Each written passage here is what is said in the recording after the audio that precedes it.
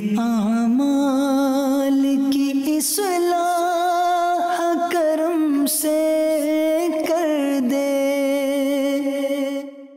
الحمدللہ رب العالمین والصلاة والسلام على سید المرسلین، اما بعد فاعوذ باللہ من الشیطان الرجیم، بسم اللہ الرحمن الرحیم۔ پڑھیے الصلاة والسلام علیک یا رسول اللہ وعلی آلک واصحابک یا حبیب اللہ۔ الصلاة والسلام علیک یا نبی اللہ وعلی آلک واصحابک یا نور اللہ۔ درود پاک پڑھنے کے بے شمار فضائل و برکات ہیں، بہت ساری احادیث، بہت سارے فضائل، بہت سارے واقعات فضائل درود میں ملتے ہیں۔ ایک بڑا ایمان افروز واقعہ، اور یہ واقعہ ہے مولا علی شیر خدا کرم اللہ تعالی وجہ الکریم کا۔ آپ شیر خدا ہیں اور نبی پاک علیہ الصلوۃ والسلام کے بڑے قریبی ساتھی ہیں، خاندان نبوت کے آپ اہم ترین رکن ہیں، مگر غربت اور فقر و فاقہ والی زندگی، سبحان اللہ، یہ اختیاری فقر تھا، ورنہ یہ وہ عظیم ہستیاں ہیں کہ جو دعا فرمائیں تو فرشتے جنت کی سوغات لے کر آ جائیں۔ تو ایک بھکاری آپ کے پاس آیا اور اس نے، آپ بھی بیٹھے تھے اور آپ کے سامنے کچھ کفار بھی بیٹھے تھے، تو وہ بھکاری پہلے کفار کے پاس گیا، جا کے اس نے ان سے سوال کیا، تو ان غیر مسلموں نے ازراہ مذاق، معاذ اللہ، مولا علی کرم اللہ تعالی وجہ الکریم کا مذاق اڑانے کے لیے بھکاری کو کہا ان کے پاس جاؤ تو وہ تمہیں عطا کریں گے۔ وہ بھکاری آپ کے پاس آیا، بظاہر مالی طور پر آپ کے پاس کوئی چیز ایسی نہ تھی کہ آپ اسے دیتے۔ آپ نے کیا کہا کہ اس نے ہاتھ پھیلایا ہوا تھا، تو آپ نے 10 بار درود پاک پڑھا اور اس بھکاری کی ہتھیلی پر دم کر دیا اور اسے کہا کہ مٹھی بند کر لو، اور وہاں جا کر کھولو، جن لوگوں نے میرے پاس بھیجا ہے نا، جن غیر مسلموں نے مذاق اڑانے کے لیے بھیجا، جاؤ ان کے پاس جا کے مٹھی کھولنا۔ اچھا وہ سارا دیکھ رہے ہیں، وہ اور ہنسنے لگے کہ کچھ بھی نہیں دیا، پھونک مار دی اور کہا مٹھی بند کرو، جا کے ادھر کھول دینا۔ تو یہ بھکاری گیا اور جا کر جب ان غیر مسلموں کے سامنے مٹھی کھولی تو اس مٹھی میں دینار موجود تھا۔ دینار کہتے ہیں سونے کی اشرفی کو۔ اب جب یہ کرامت دیکھی تو کئی غیر مسلم کلمہ پڑھ کر مسلمان ہو گئے۔ یہ درود پاک کی بھی فضیلت ہے، اور درود پاک پڑھا کس نے یہ اس کی بھی فضیلت ہے۔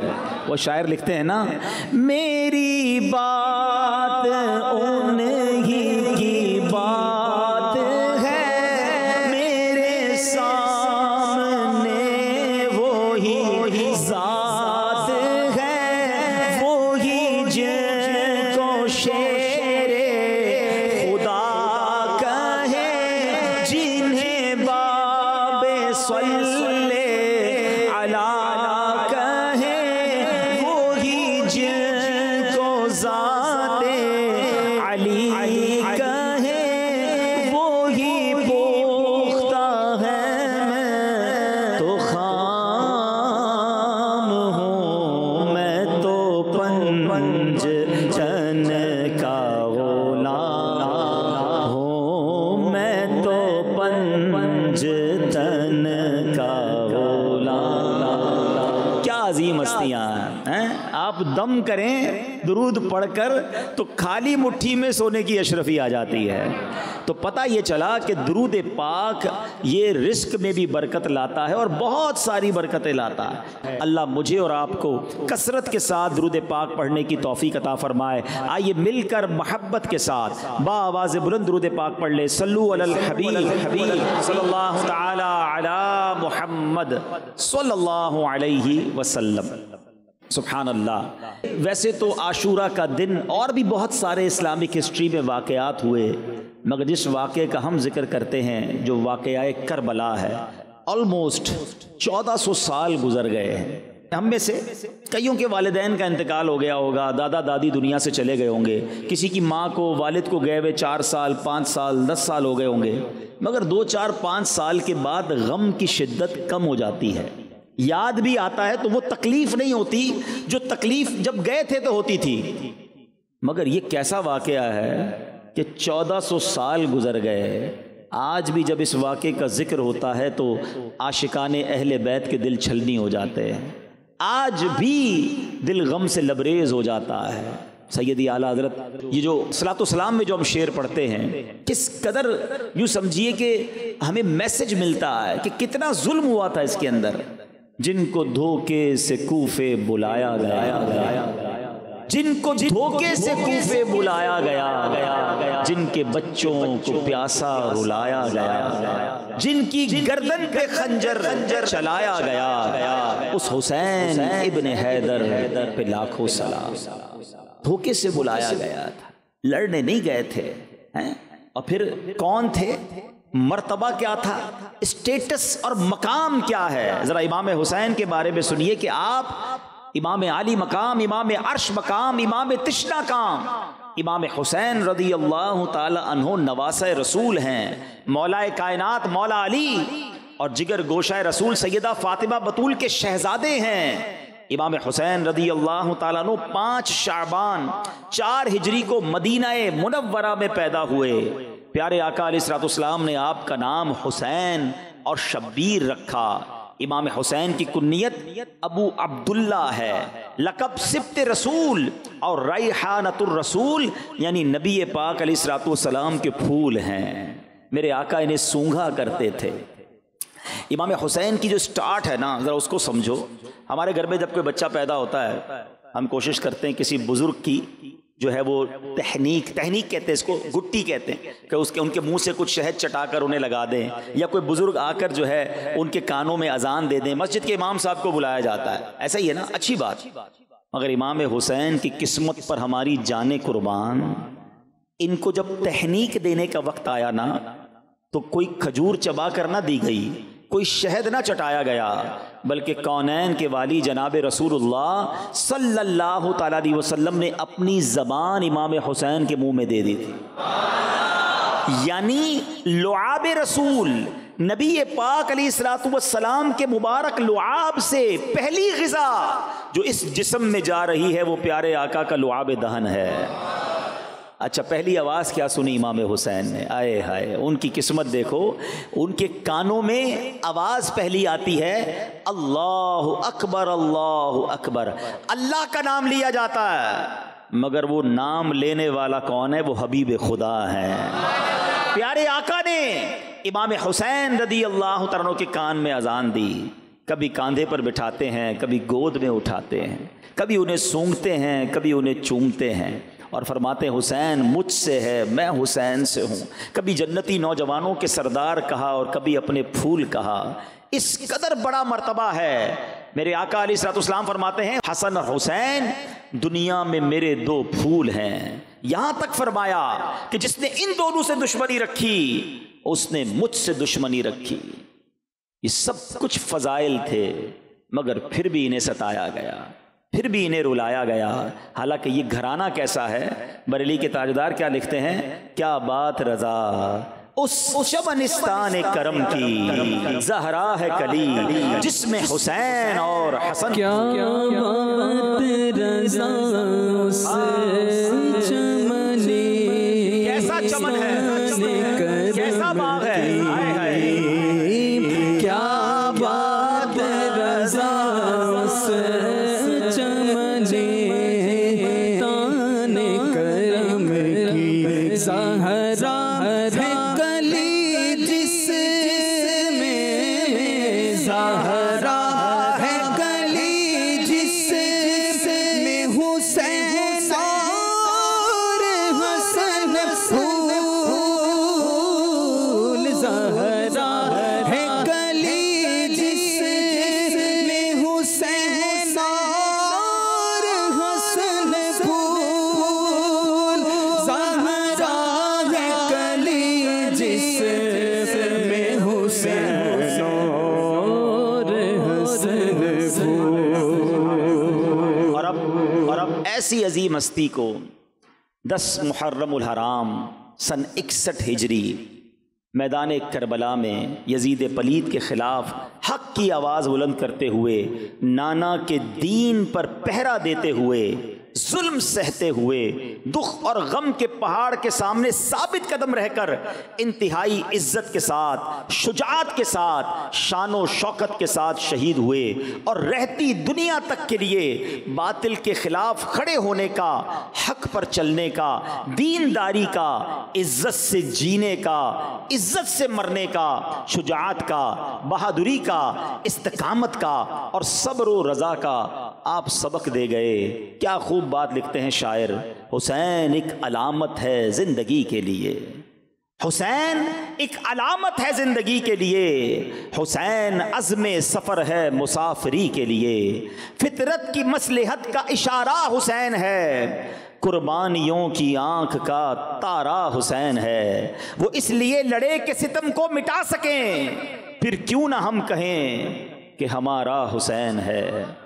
کربلا کا واقعہ کئی بار سنا ہوگا اور سنتے رہتے ہیں۔ عاشورے کا دن آتا ہے، روزہ بھی رکھتے ہیں، لنگر بھی پکاتے ہیں، نیاز بھی کھاتے ہیں، نعرے بھی لگاتے ہیں۔ ابھی پڑھ رہے تھے میں تو پنجتن کا غلام ہوں، بہت اچھی بات ہے، کرتے رہنا چاہیے، مگر سوال یہ ہے کہ یہ کربلا کا واقعہ مجھے اور آپ کو پیغام کیا دیتا ہے؟ سیکھنا کیا ہے؟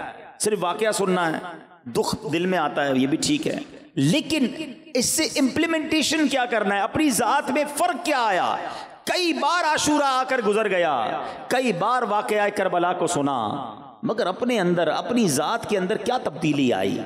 آج میں کچھ آپ کو واقعہ کربلا پیغام کیا دیتا ہے، what is the message of Karbala, یہ پیغام کیا دیتا ہے یہ واقعہ، اس بارے میں چند باتیں آپ کے سامنے پیش کرتا ہوں۔ سب سے پہلی بات، امام حسین رضی اللہ تعالی عنہ کی جب ولادت ہوئی نا، تو آپ کی ولادت کے ساتھ ہی یہ خبر بھی نبی پاک علیہ الصلوۃ والسلام کو دے دی گئی تھی کہ امام حسین کو شہید کیا جائے گا۔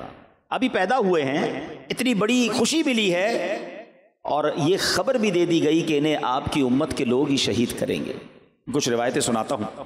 ام الفضل فرماتی ہے کہ میں ایک روز نبی پاک علیہ الصلوۃ والسلام کی خدمت میں حاضر ہوئی، حضرت امام حسین رضی اللہ عنہ کو آپ کی گود میں دیکھا۔ کیا دیکھتی ہوں کہ پیارے آقا کے مبارک آنکھوں سے آنسو جاری ہیں۔ میں نے عرض کی یا رسول اللہ صلی اللہ تعالی علیہ وسلم، میرے ماں باپ آپ پر قربان، یہ کیا حال ہے؟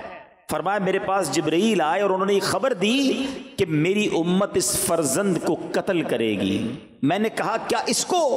فرمایا ہاں، اور میرے پاس اس کے مقتل کی سرخ مٹی بھی لائے، یعنی جہاں شہید کیا جائے گا نا، اس جگہ کی مٹی بھی نبی پاک علیہ الصلوۃ والسلام کو پیش کر دی گئی۔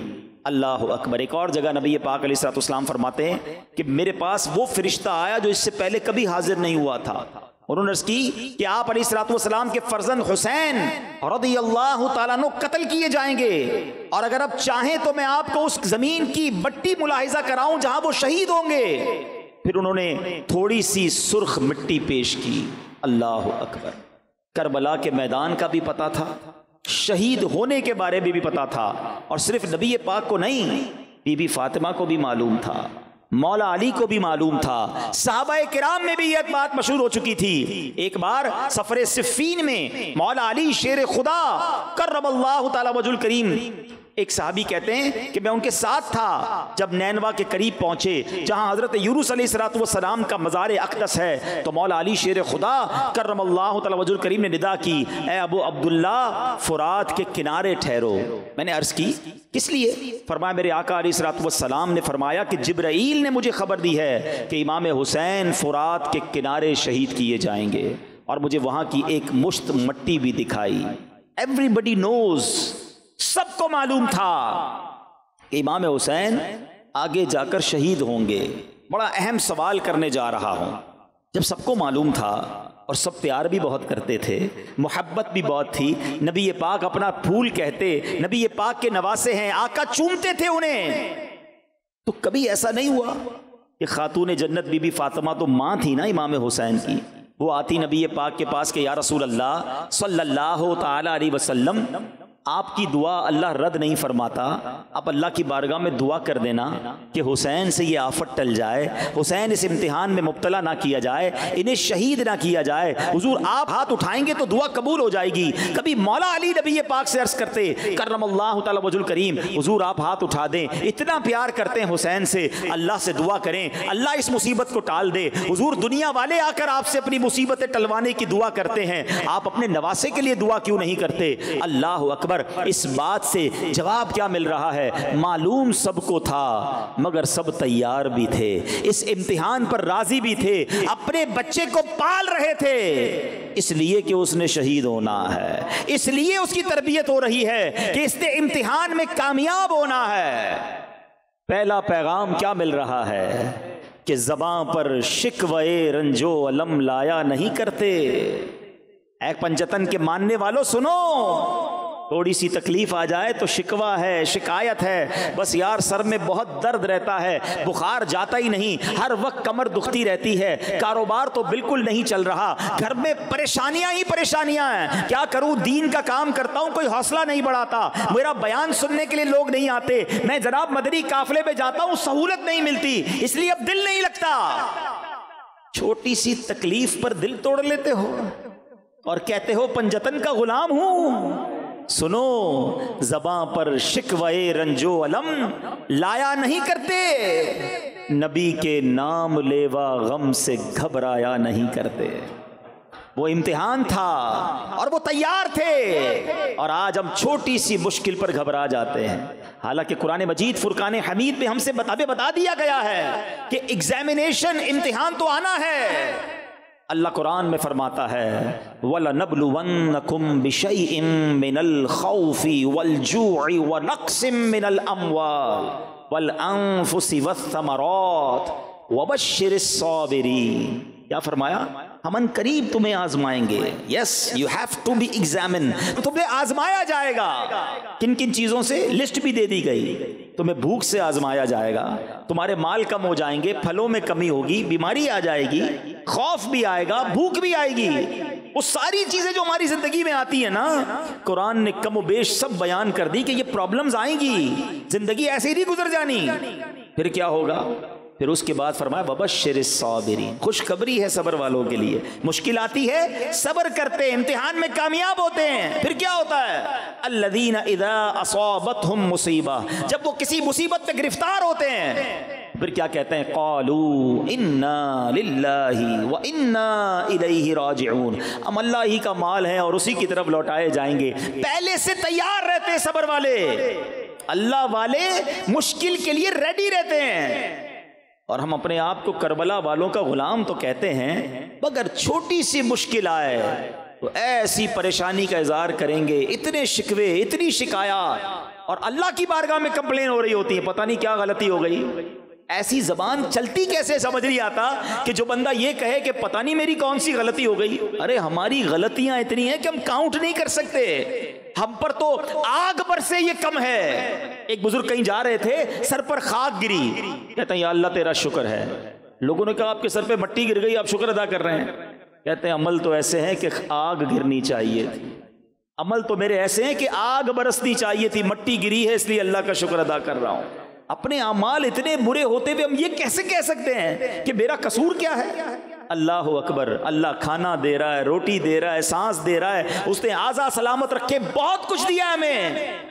شکوہ نہ کیا کرو, کربلا والوں کو یاد کیا کرو. یہاں ماشاءاللہ مبلغین بھی موجود ہیں, دین کا کام کرتے ہوئے بھی ڈیفیکلٹیز آتی ہیں, مشکل آتی ہے. کہیں درس دینے جاتے ہیں کوئی ہمیں نہیں دینے دیتا, مدنی قافلے میں گئے کوئی حوصلہ نہیں بڑھاتا, نیکی کی دعوت دینے گئے کوئی جھڑک دیتا ہے, کبھی نگران سے اور کبھی ذمہ دار سے یا مدنی قافلے کے ساتھیوں سے کوئی انبن ہو جاتی ہے. ارے شیطان تو یہی چاہتا تھا کہ تم دل توڑ کر یہ نیکی کا کام چھوڑ دو. لوگ کہتے ہیں نہیں بھائی میں نہیں کرتا, آج نیکی کا زمانہ نہیں. اے میرے وہ اسلامی بھائیوں جو کسی چھوٹی سی تکلیف پر نیکی کو چھوڑ کر گھر چلے گئے, پھر کربلا والوں سے کیسی محبت ہے تمہاری؟ وہ تو نہیں گئے کربلا سے واپس, پیاس پانی بھی بند کر دیا, دھوپ بھی تھی, بھوک بھی تھی, دشمن بھی تھے.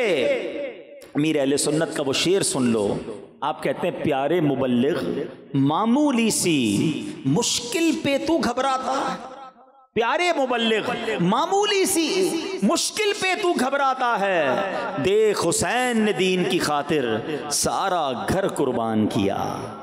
تو ہمیں مشکل سے گھبرانا نہیں ہے، امتحان آنا ہے، خوش نصیب وہ ہے جو امتحان میں صبر کا دامن تھامتا ہے۔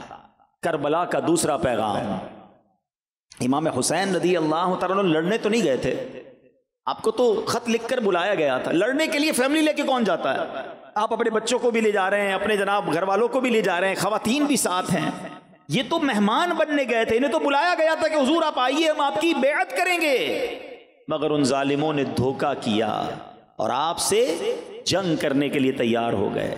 مگر یہاں ایک سوال پیدا ہوتا ہے کہ امام حسین چاہتے تو کمپرومائز کر لیتے، بات مان لیتے ان کی۔ بہت ساری شریعت میں ایسی اجازتیں ہیں کہ جب جان جانے کا خوف ہو تو بہت سارے ناجائز کام بھی جائز ہو جاتے ہیں، اس کی تفصیل ہے پوری۔ تو امام حسین کی بھی جان جانے کا خوف تھا، ان کے پورے خاندان کی جناب شہادت کا خوف تھا، آپ بھی یزید کی بات مان لیتے، کمپرومائز کر لیتے، کیوں بات نہیں مانی؟ کیوں باطل کے آگے سر نہیں جھکایا؟ وہ جانتے تھے اپنا مرتبہ کہ میں نبی پاک علیہ الصلوۃ والسلام کا نواسا ہوں، رہتی دنیا نے ایک مثال پکڑنی ہے، کیونکہ بعد کے لوگ بھی یہ کہہ دیتے کہ جب امام حسین بات مان سکتے ہیں، امام حسین باطل کے ساتھ ہاتھ ملا سکتے ہیں، باطل کے سامنے کمپرومائز کر سکتے ہیں، تو جناب پھر ہم بھی کر لیں گے۔ انہوں نے سر کٹا دیا، نانا کے دین کے پرچم کو بلند کیا، باطل کے آگے سر نہ جھکایا، رہتی دنیا کے لیے پیغام دے دیا۔ مگر آج امام حسین کا چاہنے والا، کربلا کے والوں کا غلام کہلانے والا، آج لوگ کہتے نظر آتے ہیں، کیا کریں جناب ساری مارکیٹ جھوٹ بولتی ہے، ہم کو بھی جھوٹ بولنا پڑتا ہے، کیا کریں جناب ہم ملاوٹ نہ کریں، دوسرے لوگ ملاوٹ کر کے مال بیچ دیں گے، ہمیں اپنا کاروبار چلانے کے لیے کچھ نہ کچھ کرنا پڑتا ہے۔ ارے بھائی ہمارے خاندان کے رسم و رواج ایسے ہیں، ناچ گانے ڈھول تماشے نہ کریں تو خاندان والے مذاق اڑائیں گے، ہمیں شادی میں کرنا پڑتا ہے۔ دوست کہتا ہے ارے سارے دوست غلط کام کرتے ہیں، میں ان کا ساتھ نہ دوں تو وہ میرا مذاق اڑاتے ہیں۔ اللہ اکبر، میں آپ سے پوچھتا ہوں یہ حسینیت ہے یا یزیدیت ہے؟ امام حسین جان قربان کر دی، 6 مہینے کے علی اصغر کو بھی شہید کروا دیا، مگر باطل کے آگے سر نہیں جھکایا۔ اور آج تھوڑے پیسوں کے لیے، چند لوگوں کو خوش کرنے کے لیے، کیا کروں سیٹھ ناراض ہو جائے گا اس لیے میں نماز نہیں پڑھتا، نوکری میں اجازت نہیں ملتی، تمہیں شرم نہیں آتی؟ تم چند پیسوں کی خاطر نماز ضائع کر دیتے ہو۔ وہاں تلواروں کے سائے تھے مگر میرے امام نے وہاں بھی سجدے کیے، کربلا کی تپتی ریت پر بھی نمازیں ادا کی گئیں۔ سوچئے جو بات بات پر کمپرومائز کرتے ہیں، بیرون ملک میں رہنے والے مجھے سن رہے ہوں گے، کیا کریں جناب ہمارے ملک میں تو کرنا پڑتا ہے، یہاں رہنا ضروری ہے، یہاں رہنے کے لیے سارے کام کرنے ہوں گے۔ ارے کس نے کہا تمہیں وہاں رہنا ضروری ہے؟ میرے امام نے مدینہ چھوڑ کر مکہ اختیار کیا، مکے کے بعد کوفہ چلے گئے، جہاں جہاں اسلام کو ضرورت پڑی آپ نے وہاں سفر کیا، اور آخر کار کربلا کے میدان میں اپنی جان دے دی۔ اور تم چند سکوں کی خاطر یا تو مجبور ہو جاتے ہو اور کہتے ہو نہیں جناب کرنا پڑے گا۔ نہیں جناب، اللہ اور اس کے رسول کو جو پسند نہیں وہ ہماری زندگی میں نہیں ہونا چاہیے۔ لوگ کہتے ہیں نا چلتا ہے، نہیں چلے گا بھائی، وہی چلے گا میری زندگی میں جو میرے رب کو راضی کرے، میرے حبیب کو راضی کرے۔ بریلی کے تاجدار امام عشق و محبت اعلیٰ حضرت نے ہمیں زندگی گزارنے کا سلیقہ بتا دیا۔ یہ مت سوچو کہ رشتہ دار کیا کہیں گے، خاندان کیا کہے گا، مارکیٹ میں لوگ کیا کہیں گے، بس ایک چیز کو سمجھ لو، کہتے ہیں انہیں جانا انہیں مانا، نہ رکھا غیر سے کام۔ ارے میرے آقا اگر راضی ہو گئے تو رب بھی راضی ہو جائے گا، اور پھر کیا ہوگا؟ للہ الحمد میں دنیا سے مسلمان گیا۔ انہیں جانا انہیں مانا، رکھا غیر سے کام، انہیں جانا انہیں مانا، رکھا غیر سے کام، للہ الحمد میں دنیا سے مسلمان گیا، للہ الحمد میں دنیا سے مسلمان گیا۔ چلتے ہیں آگے، کربلا کا میدان اور کیا پیغام دیتا ہے۔ آپ کو معلوم ہے کربلا والے تو 72 تھے، سامنے 22,000 کا لشکر تھا۔ سوال یہ ہے 72 جن میں بچے بھی ہیں خواتین بھی ہیں، ان سے لڑنے کے لیے اتنا بڑا لشکر کیوں بھیجا گیا؟ 1000 2000 بھیج دیے جاتے۔ یزیدی بھی جانتے تھے کہ امام حسین کی رگوں میں شیر خدا کا خون دوڑ رہا ہے، ان کو قابو کرنا آسان نہیں ہے، جس طرف آئیں گے پشتوں کے پشتے لگا دیے جائیں گے۔ خوف ان کے دلوں پر طاری تھا، مگر سوال یہ ہے کہ جناب 22,000 کے لشکر میں تو ہزاروں لوگ زندہ واپس گئے، امام حسین رضی اللہ تعالیٰ عنہ کے اس لشکر میں تو ایک ہی نوجوان واپس گیا، مرد تو ایک ہی واپس گیا نا، باقی سارے شہید ہو گئے۔ اور وہ کون تھے؟ امام زین العابدین عابد بیمار رضی اللہ تعالیٰ عنہ۔ ایک سوال ہے، تقریباً 1400 ایئرز 1400 سال ہو گئے ہیں، پوری دنیا میں جو لوگ جاتے ہیں یا آپ بھی اپنے وطن میں جہاں جہاں جاتے ہیں، کبھی کوئی ایک بندہ ایسا ملا جو کہے کہ میں ان یزیدیوں کی اولاد سے ہوں جو امام حسین کے سامنے کربلا کے لشکر میں گئے تھے؟ ایک بندہ پوری دنیا میں نہیں ملتا، حالانکہ وہ ہزاروں واپس گئے تھے۔ ادھر والے لشکر میں حق والے لشکر سے ایک واپس گیا تھا، اللہ نے ان کی آل میں کیسی برکت دی، دنیا کے کونے کونے میں حسینی سید ملتے ہیں۔ یہ کیسے ہوا؟ ایک نوجوان واپس گیا مگر اتنی برکت، اتنے سید صاحبان۔ اللہ اکبر۔ علماء بڑی پیاری بات فرماتے ہیں، اس بات سے سیکھنے کو یہ ملتا ہے کہ بندہ جب کسی چیز کی قربانی دیتا ہے اللہ اس میں برکت ڈال دیتا ہے۔ انہوں نے جانوں کی قربانی دی، اللہ نے ان کی آل میں برکت ڈال دی۔ اے میرے میٹھے اسلامی بھائیوں، آپ اپنی جس چیز میں برکت چاہتے ہیں وہ اللہ کی راہ میں قربان کریں، اللہ کی راہ میں صرف کریں، اللہ اس میں برکت ڈال دے گا۔ آپ اپنی جان میں برکت چاہتے ہیں، اپنی باڈی سے دین کی خدمت کرنا شروع کر دیں، اپنے جسم کو دین کے کاموں میں استعمال کریں، نمازیں پڑھیں، سفر کریں دین کی خاطر، اللہ آپ کی جان میں، آپ کی صحت میں برکت ڈال دے گا۔ آپ چاہتے ہیں آپ کی زبان میں برکت آ جائے، آپ کی گفتگو میں برکت آ جائے، اس زبان سے درود پڑھنا شروع کریں، اس زبان سے آپ ذکر اللہ کرنا شروع کریں، اس زبان سے نیکی کی دعوت دینا شروع کریں، اللہ آپ کی گفتگو میں برکت ڈال دے گا۔ آپ چاہتے ہیں آپ کی سوچ بریلینٹ ہو جائے، آپ کا ذہن زبردست ہو جائے، ذہانت بڑھ جائے، اپنے ذہن سے دین کے بارے میں سیکھنا شروع کریں، اسی ذہن سے پلاننگ کریں کہ میں کیسے دین متین کی خدمت کر سکتا ہوں، اللہ کریم آپ کی ذہانت میں برکت ڈال دے گا۔ آپ چاہتے ہیں آپ کے مال میں برکت ہو جائے، اپنا مال اللہ کی راہ میں خرچ کرنا شروع کریں، اللہ آپ کے مال میں برکت ڈال دے گا۔ کربلا کا میدان یہ بھی پیغام دیتا ہے کہ جو چیز اللہ کی راہ میں قربان کی جائے اللہ اس میں برکت ڈال دیتا ہے۔ ایک اور بات، ایک اور پیغام کربلا سے کیا ملتا ہے کہ جب امام حسین رضی اللہ تعالی عنہ کو شہید کیا گیا، ایگزیکٹلی اس ٹائم امام حسین کس حالت میں تھے رضی اللہ تعالیٰ عنہ؟ آپ سجدے میں تھے۔ جب سر انور کو جسم سے الگ کیا گیا، شہید کیا گیا، آپ سجدے میں تھے۔ یہ کیا میسج ہے، یہ کیا پیغام ہے کہ امام حسین اور ان کے رفقا نے تلواروں کے سائے میں بھی سجدے قضا نہیں کیے، نمازیں قضا نہیں ہوئی۔ آج کربلا کے ان اسیران اور ان شہداء کا غلام کہلانے والا، پنجتن کا غلام کہلانے والا، اس سے سوال ہے کہ وہ کربلا کے میدان میں نماز قضا نہ کریں اور تم بستر پر سوتے رہو اور تمہاری نماز قضا ہو جائے، پنکھے لگے ہوئے مسجدوں میں، کوئی روکنے والا نہیں، پھر بھی تمہاری نمازیں قضا ہو جائیں۔ اپنے آپ سے پوچھئے کہ یہ واقعی میں کربلا والوں کا غلام ہوں، پنجتن کا غلام ہوں؟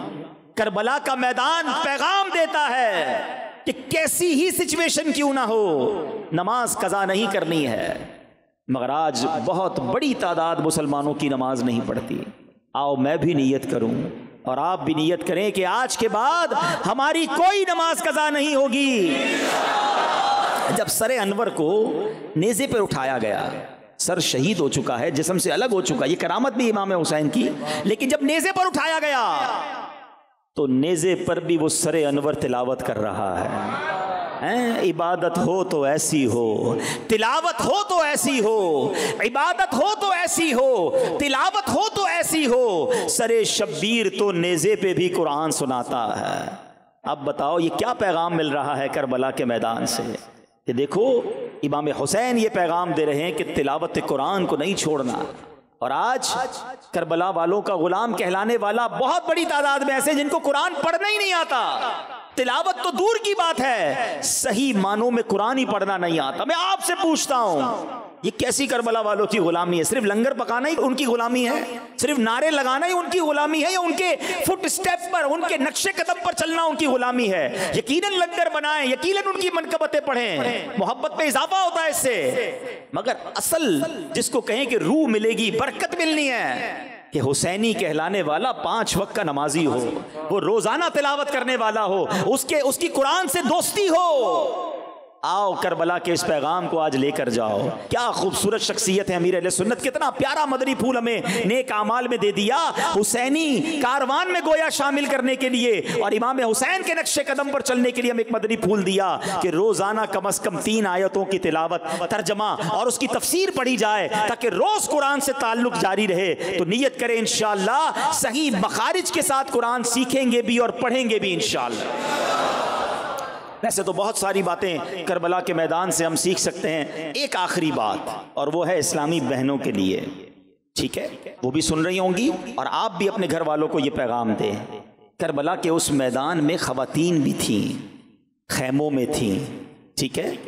اتنے بڑے بڑے سانحے ہوئے ہیں، سرتاج شہید ہو رہے ہیں، بچے شہید ہو رہے ہیں، بھائی شہید ہو رہے ہیں، مگر کیا وہ بے پردہ خیموں سے باہر آئیں؟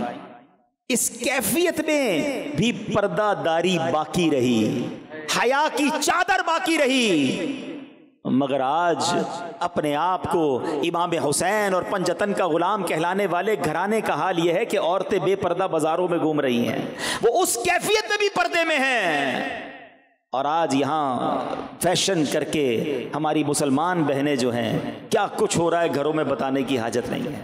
خدارا اگر سچی پنجتن کی غلامی اختیار کرنی ہے نا تو پردہ اختیار کیجئے، نماز اختیار کیجئے، تلاوت اختیار کیجئے، تقوی اور پرہیزگاری اختیار کیجئے، باطل کے آگے، حرام کاموں کے آگے سر جھکانا نہ سیکھو بلکہ ڈٹ جاؤ۔ سچی بات پتہ ہے کیا؟ عشق رسول کا اور سچی حسینیت کا امتحان جب ہوتا ہے جب سامنے کچھ پیسے آ جائیں، سامنے کوئی زندگی کی بڑی خواہش پوری ہوتی نظر آئے اور اب یہ پتہ چلے کہ یہ پیسے لوں گا تو اللہ ناراض ہو جائے گا، اللہ کے حبیب ناراض ہو جائیں گے، امام حسین کو کیا منہ دکھاؤں گا؟ ارے یہ زندگی کی بڑی خواہش تو پوری ہو رہی ہے، یہ بڑا ارمان پورا ہو رہا ہے، مگر یہ کام کر لوں گا تو امام حسین کو کیا منہ دکھاؤں گا؟ اب امتحان ہے۔ اب میں آپ سب سے آخری بات کہہ رہا ہوں، قیامت کے دن ہم سب چاہتے ہیں نا ہمارا حشر پنجتن پاک کے ساتھ ہو، نبی پاک کے ساتھ ہو، مولا علی کے ساتھ ہو، امام حسین کے ساتھ ہو، بی بی فاطمہ کے ساتھ ہو، حسنین کریمین کے ساتھ ہو، 4 یاروں کے ساتھ ہو۔ اگر تمنا تو یہ ہے، لیکن اگر قیامت کے دن امام حسین نے مجھ سے اور آپ سے سوال کر لیا کہ میں نے تو نانا کے دین کے لیے سارا گھر قربان کر دیا، تم نے کیا خدمت کی ہے؟ تم کیا کر کے آئے ہو؟ علی اصغر سے ملاقات ہو گئی رضی اللہ تعالیٰ عنہ، انہوں نے ہم سے سوال کیا کہ میں تو 6 مہینے کا تھا، مجھے شہید کر دیا گیا، بتاؤ تم نے میرے نانا کے دین کی کیا خدمت کی ہے؟ کوئی جواب ہے ہمارے پاس؟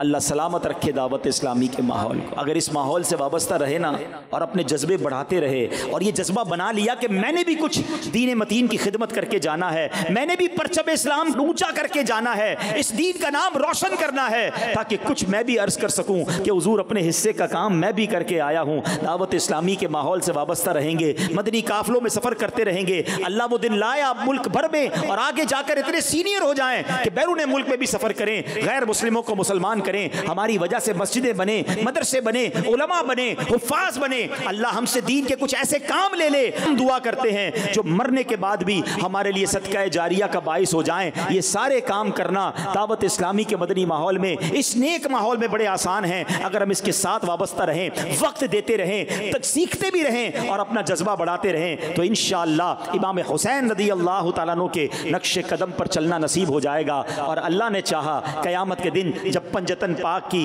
بارگاہ میں حاضری ہوگی تو وہ بھی کہیں گے کہ یہ واقعی ہمارا غلام ہے، زبان سے بھی کہتا تھا پنجتن کا غلام ہوں اور اعمال بھی ایسے کر کے آیا ہے، اور کیا معلوم ایسا کرم ہو جائے کہ پنجتن پاک ہمیں اپنے پیچھے پیچھے جنت میں لے جائیں۔ تو اے میرے میٹھے اسلامی بھائیوں، کربلا کے ان پیغامات کو یاد رکھنا ہے، زندگی حسینی طریقے پر گزارنی ہے، یزیدی طریقے پر نہیں۔ اللہ مجھے اور آپ کو امام حسین اور کربلا والوں کی سچی غلامی نصیب فرمائے، 5 وقت کا نمازی بنائے، تلاوت قرآن کرنے والا بنائے، حق اور نیک کاموں کی طرف قدم بڑھانے والا اور گناہوں سے بچنے والا بنائے، اور دعوت اسلامی کے اس پیارے ماحول میں ہم سب کو استقامت نصیب فرمائے، آمین بجاہ النبی الامین صلی اللہ تعالی علیہ وسلم۔